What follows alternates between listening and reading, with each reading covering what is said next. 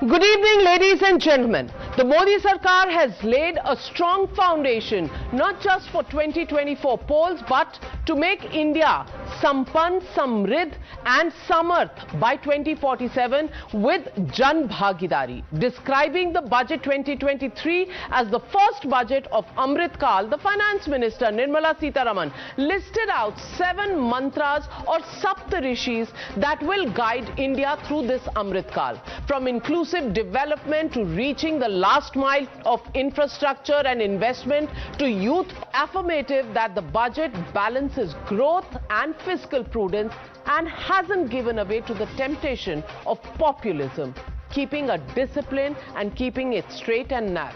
The message is clear: from the movement of entitlement to empowerment via enabling atmosphere, enablement. Listen in to what the woman of the moment, Nirmala Sitharaman, had to say in the Lok Sabha while presenting the budget today. Priorities of this budget. The budget adopts the following 7 priorities. They complement each other and act as the Saptarishi guiding us through the Amrit Kal.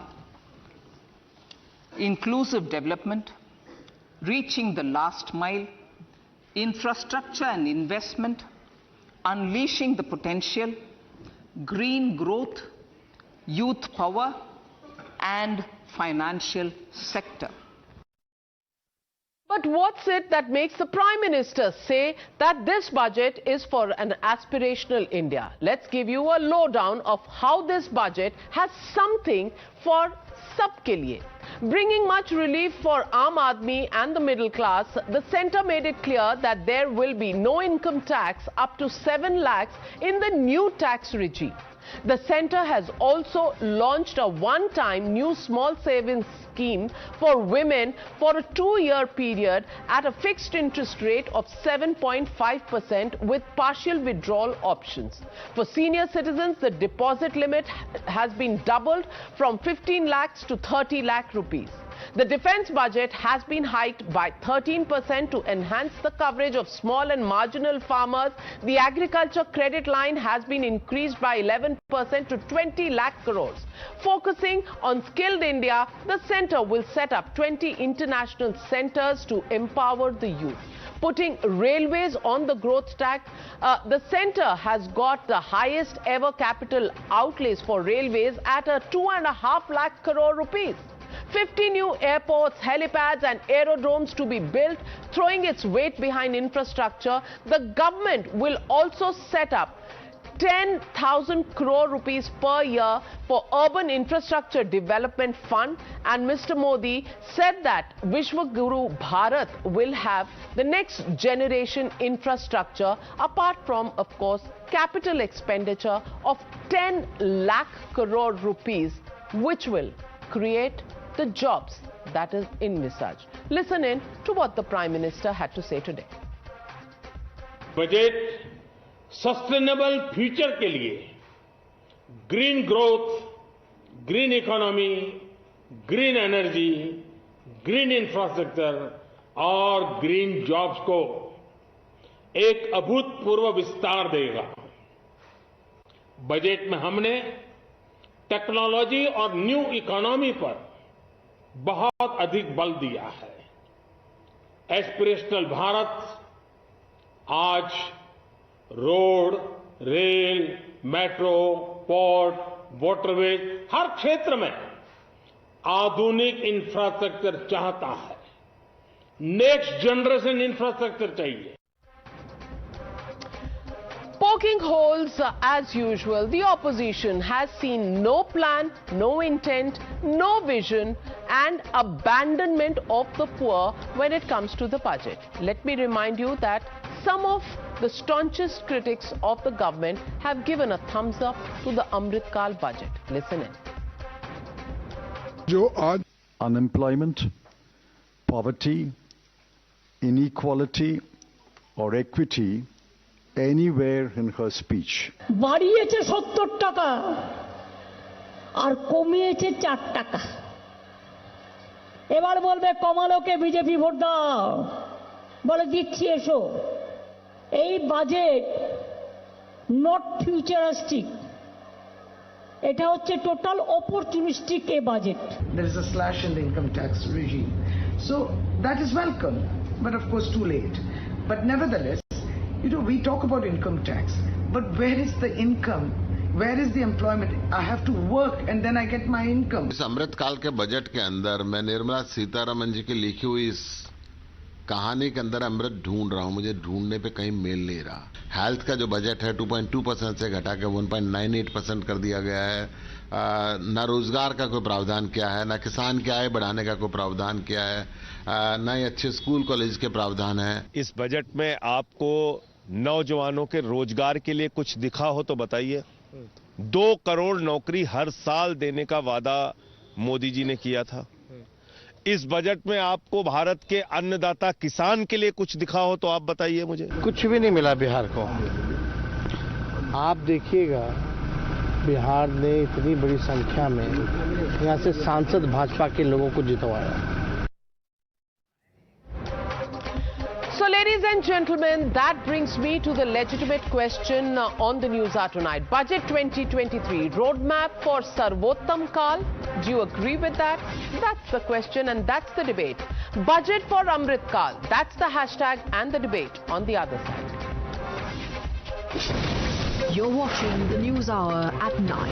Debate number 1 on Times Now, Super Prime Time. And let's dive straight into the debate. Joining me tonight, Rajiv, Pratap, Rudy, Member of Parliament of the BJP, Dr. K.V. Subramanian, Executive Director, IMF and former Chief Economic Advisor, Arvind Pangadia, former Vice Chairman of the Niti Aayog, Kalikesh Narayan Singhdeo, former Member of Parliament of the Biju Janata Dal, Priyanka Chaturvedi, Member of Parliament of the Shiv Sena in Rajya Sabha, P. Santosh Kumar, Member of Parliament, Rajya Sabha of the CPI. Also joining me tonight, Riju Datta, National Spokesperson of the Trinamool Congress. But my first question goes to Amiben Yagnik, Member of Parliament of the Congress. And Amiben Yagnik, it's been a sharp criticism that's come from the Congress party. I want to understand from you, what is it that you couldn't find in the budget, because many people are saying this, including economists, that there's something for everybody here. It goes out, solves some of the problems of middle class India, but also gives a growth-oriented budget and doesn't give in to the temptation of populism, even though it's a last full budget before the general elections. First of all, let me tell you that it is a very, very disappointing budget. I did not expect this kind of a budget, especially when we have 2 major issues before us, and that is controlling high inflation and creating jobs for millions. Not a word on either of them. These were the 2 important and very relevant points for today's budget, but I did not find these words there. Firstly, apart from these 2 major things, there was not a word about social welfare or social development. You may say that it is inclusive development, it is more investment in capex, it is more for MSME sector, but there was no roadmap as such in any of these 7 points. All of them put as priorities. There can be only one priority, and that should be seeing that the inequality which has happened over the last few years between the poor and the rich has to be bridged. Not a word about that. And that was absolutely disappointing. I waited and waited to hear from the finance minister about these major issues. But she spoke, the first point was economic empowerment of women. Where is that economic empowerment of women, and where is the empowerment of women? Where are those policies? Where is the fund? Where is the budget? Where is the roadmap? Where is the treatment of violence against women? And you talk about savings bachat patra for women. Where is the income? Where have the women who have lost their jobs during the COVID got re-entry into the workforce? Where is the data? Where is the statement? And where is a statement by by the woman finance minister of this country, when day in and day out violence happens in the country, and not a word from any woman minister of the cabinet. Is it not disappointing discussing the budget but discussing preliminary issues that affect women empowerment, for economic empowerment or women empowerment, safety? Where are those statements? Where is the roadmap? And so it's an absolutely disastrous budget which was presented, and I was sorry to hear about pumping in more money to the MSME sector. We talk about clusters, we talk about policies for MSME sector, credit facilities, and then chopping of certain disturbances in the clearances. But where is the vision? You talk about umpteen number of launching of missions without any vision. So I think this budget, which was absolutely disappointing, I think that there was absolutely no forward way but to talk about it in whatever Kal, you may call it Amrit Kal, but we should see that it is there for the young. The youth are looking at all this. You are discussing slabs, income tax slabs, and some of the couple of people today met me and said, what is this 7 lakhs? But where is the income? Where is the employment? So there was no way I could wait. I waited and waited that she would show a roadmap. But the priorities were discussed. There were missions launched. There were names launched, but no evaluation of the past missions that were launched. What happened to them? What happened to the MSME sector? Whether the credit facilities were made available to them. So I think the budget absolutely requires an in-depth study by the Honorable Finance Minister and see what has she promised, what has she said. Does so she you mean think any she word of presented it? the budget even without studying it in depth? That's what the Congress says. Before I get in Mr. Rajiv, Pratap, Rudy to respond to that, let me get in the other woman member of Parliament on the panel tonight, Priyanka Chaturvedi. And Priyanka Chaturvedi, any single provision in the budget that you would want to compliment? Because there's no tax on that, let me assure you. Anything you want to appreciate before you get on to the criticism bit? Considering that the people of this country have been burdened with some more tax structures and some newly designed tax structures which will end up having taxpayers pay more money, for you to say that it's tax-free to compliment them on something, you've already complimented them enough. When I started this discussion, before we started this discussion, you started with Samrid, Sampan, Sashak, strong foundation, straight and narrow, empowerment over entitlement, enablement. So I don't think I would even need to say anything further because you've already decided and you've started it with that particular discussion. However, since you said a woman member of Parliament and you would have the woman minister coming on your show, I would just want to ask you, as a woman in the 21st century, a woman who is empowered, who hosts one of the highest TRP ranking shows, would you be happy with one single policy initiative that has come from from this budget for women, which is a savings scheme, which is a one-time savings scheme, which has a upper limit of 2 lakh rupees, which will be for 2 years at 7.5%? I'm sure you would not. You would have expected a lot more, and I'm very certain of that. Now, for the young, you've spoken about 30 international excellence centers, skilling centers, etc. How do you answer an entire skilled labor workforce which over various skills that they have acquired through earlier skill centers are sitting at home without jobs? How would you address those who are, losing jobs in the latest round of retrenchment? There are skilled employees in various capacities who are going to be sitting at home. Is there a roadmap for that? Those are my, 2 pointed questions about youth and the women. Now for the tax regime, the benefits you said, we've moved to a new tax regime, exemption up to 7 lakhs. But if you take away all the deductions from there, if you actually show it as a, something that you'll have achieved, but unfortunately you end up paying more taxes, then that's a challenge. Of course, anyone can challenge me now and say, listen, you can always stay on in the old regime. But that is not the answer. People were eagerly waiting for answers and policy narrative in terms of how do you reduce expense of living? How do you ensure that people are saving more? How do you ensure that there are more income, increase in incomes, increase in wealth of people? That's not happened. And I think these are very valid criticisms, considering in the economic survey yesterday, we had an economic advisor who categorically said we've recovered from the COVID shocks that Indian economy faced. He also went on to say we are going to have a robust growth story as compared to other countries, which absolutely other indexes are also saying so. Then what stopped you? What stopped you from ensuring a better health budget? What ensured you that you could not, provide enough allocations for education sector? Why is your social welfare spent? And we continue to focus on GDP. Who's talking about the Human Development Index? So those are my valid points, and I think those are not just mere criticisms. These are valid points which people of the country would have to face and suffer.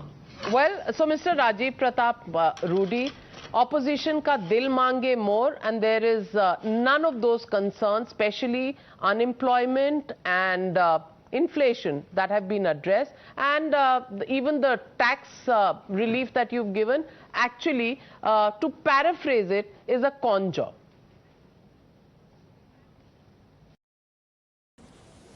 Well, I have also been in opposition for a quite long time. So those phrases and words, and I have been speaking exactly the way they have been speaking, both the friends Ami and Priyanka, of course. So I have no disagreement to the style and rhetoric what they are saying.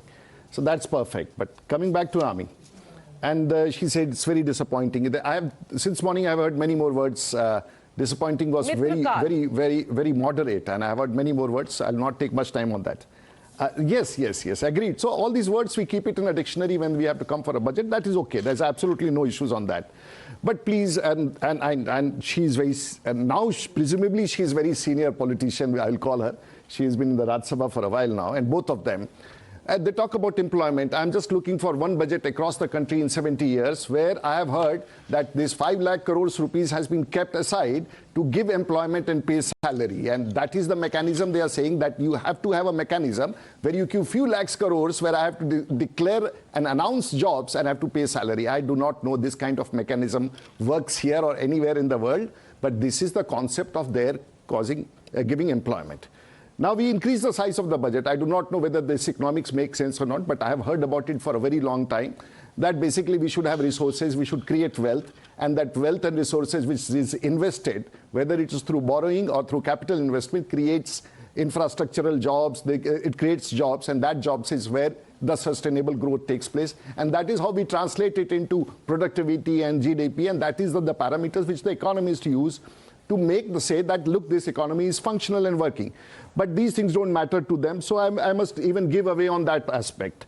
Now, coming back to the taxpayers, we, of course, if there is a relaxation, if someone gets, and from 5 lakhs it becomes 7 lakhs, it is not very worthwhile to even talk about the 7 lakhs. It should have been more. Of course, it should be more and more. But at the end of the day, you also expect us to, because she's talking about health, they are talking about education. Well, the whole problem is with the central government, that they should keep on pushing all the money to the state governments, and what has to be done by the state and what is to be done by the central cannot be distinguished in a TV debate in Delhi. So that is also fine. Very interesting thing. What is happening about the women's safety? I do not know which government of the day announces in every budget, every new scheme which ends. Even if Nirbhaya at a given point was announced and there were n number of schemes, please, we should appreciate one point, that a government, when it starts a scheme, it does not conclude the scheme by making one budget announcement. It carries it forward. And this, one should realize that there are n number of schemes for women's empowerment.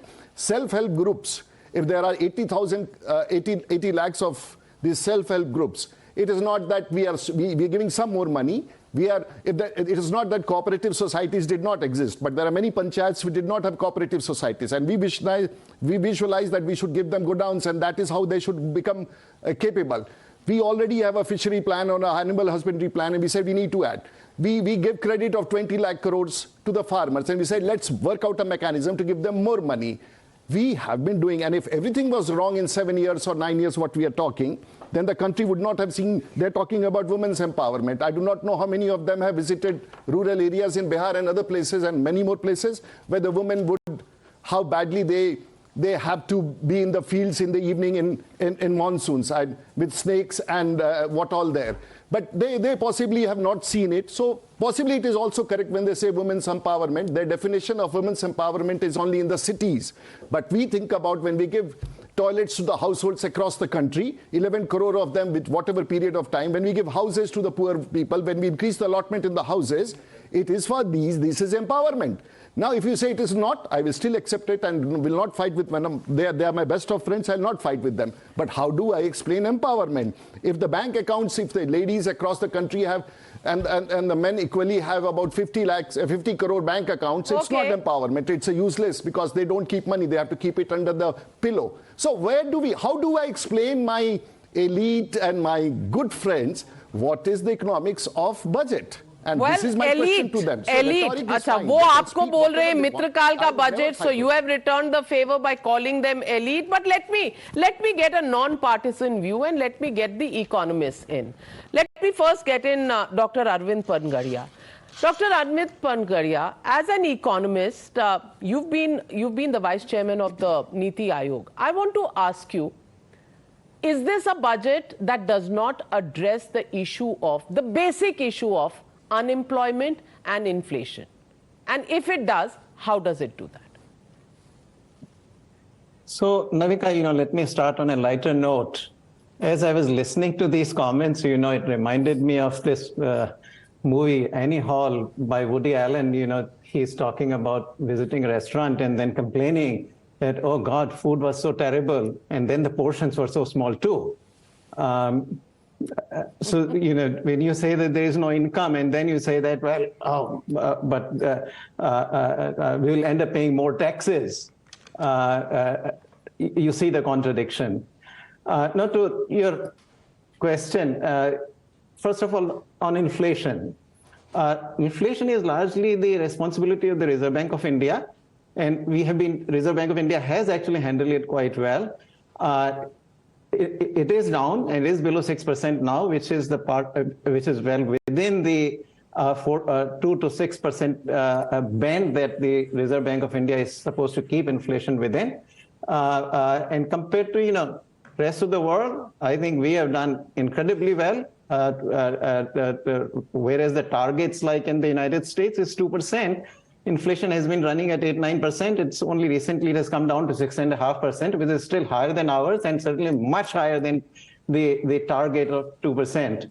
The budget itself contributes to it by moving ahead with fiscal consolidation. I think that is a part that, as far as inflation is concerned, how it handles the expenditures and ultimately the debt to GDP ratio and the fiscal deficit. On those fronts, I think the budget is on track to bring fiscal deficit down to 4.5% in another 2-3 years.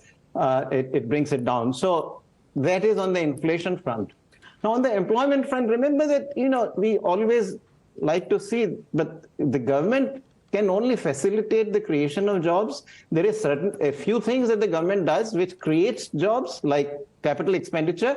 A lot of the infrastructure projects that the government has done in the past and is doing will create jobs, have created jobs. But also, ultimately, the government has to provide a facilitating policy framework, bureaucratic framework, which allows private investment to come in and private sector to create jobs. The government is not an employment agency. It's not an employment agency. That's the point, Mr. Riju Datta. Has the opposition, taken it upon itself to believe that the government runs an employment agency? The question here is, are you providing capital expenditure, which is 33% up? 33% up means 10 lakh crores. Infrastructure projects will create jobs. Private investment atmosphere is, improved. The policy encourages people to invest. That creates jobs. What do you want the government to do? What do you want the finance minister to do?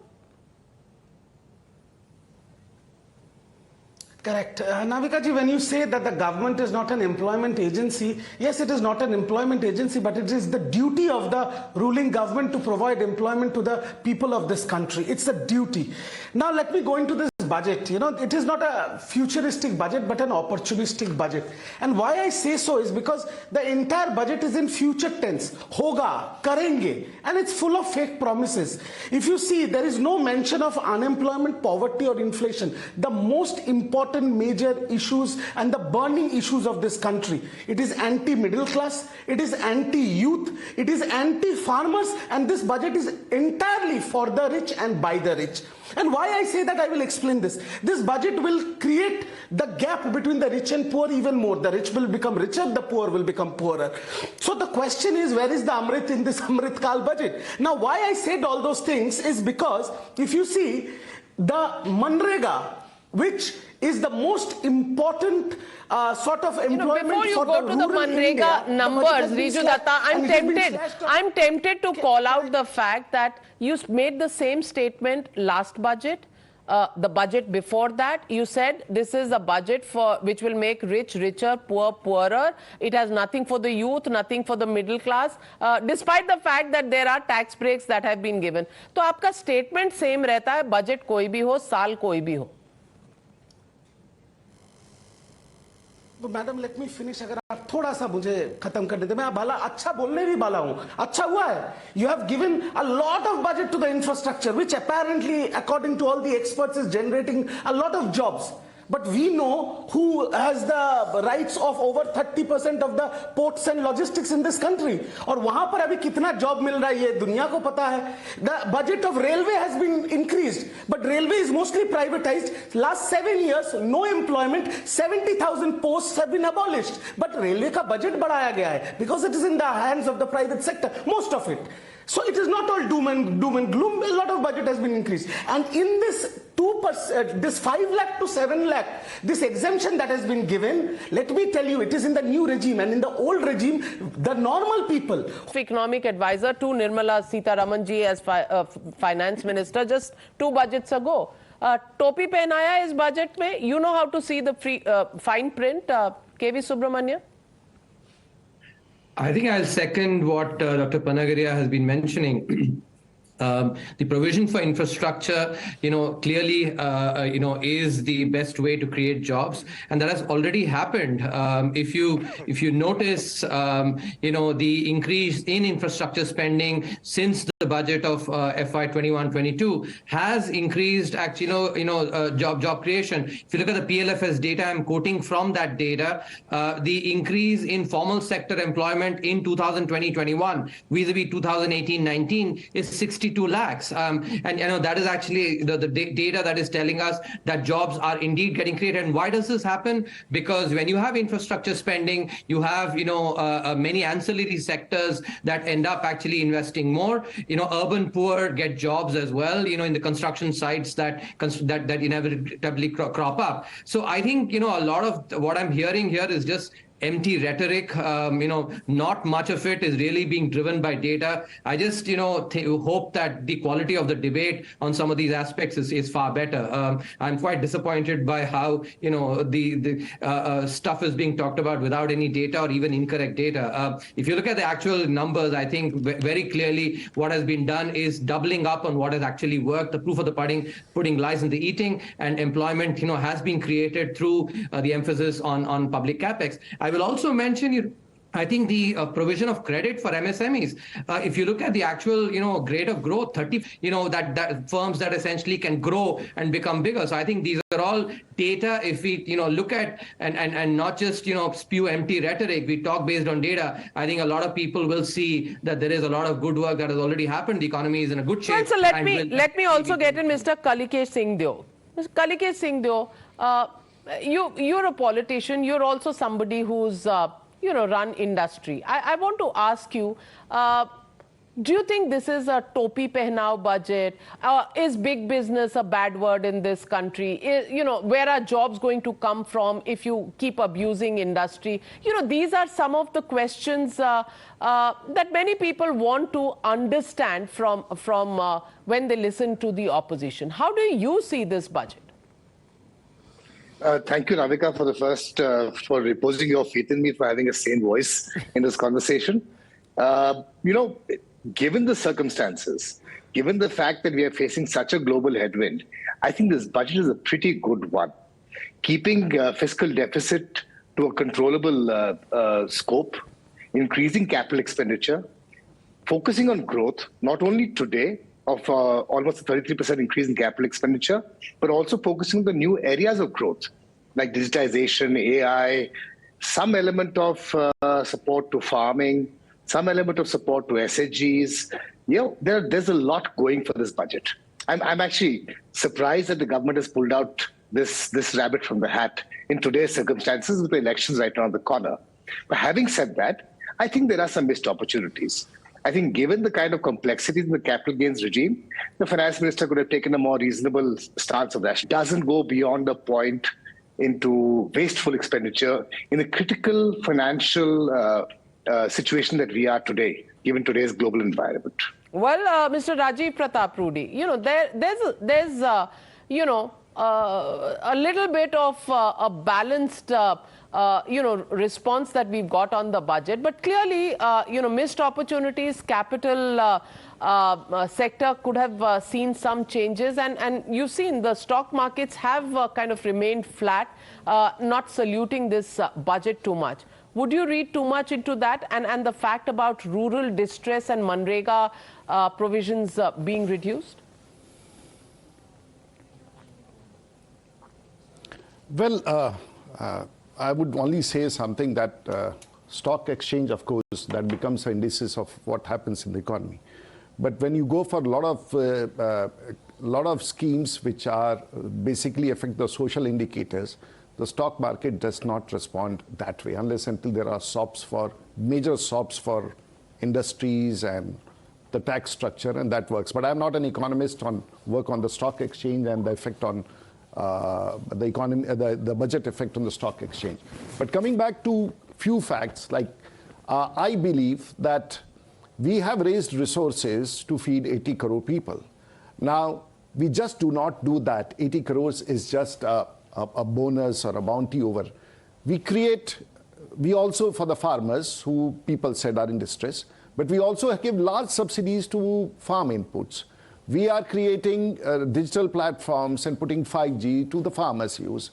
We are getting the horticulture reforms coming in. So it's a mixed bag of things. Of course, the opposition. I'm very happy Kalikesh being a politician, and he could have easily talked about our failures, which he chose not to. Okay. So this is what is desired from the polity, and that is what we all appreciate. But I still appreciate the view of some of my some of the people in the TMC.